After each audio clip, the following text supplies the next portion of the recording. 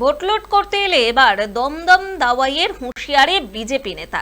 উত্তর 24 পরগনার বসিরহাট লোকসভা কেন্দ্রের প্রার্থী রেখা পাত্র সমর্থনে হিঙ্গলগঞ্জ বিধানসভায় ভোটের প্রচারে গিয়ে তৃণমূল নেতাদের হুঁশিয়ারি দিলেন বিজেপি নেতা কাশেম আলী। তিনি বলেন, তৃণমূলের হারমাদ বাহিনীরা যদি ভোট লুট করতে আসে, আপনাদেরকে ভয় দেখায়, তাহলে প্রতিরোধ গড়ে তুলুন। তিনি আরো বলেন, ঝাঁটা, জুতো, লাঠি রেডি রাখুন, গাছে বেঁধে রাখুন, তারপর জলে বিচুটি লাগিয়ে দমদম দাওয়াই দেন। বিজেপি নেতার মন্তব্য ঘিরে শুরু হচ্ছে রাজনৈতিক চর্চা। তবে বিজেপি নেতা কাশেম আলীর এই মন্তব্যকে গুরুত্ব দিতে নারাজ হিঙ্গলগঞ্জ বিধানসভা কেন্দ্রের তৃণমূল বিধায়ক দেবেশ মণ্ডল।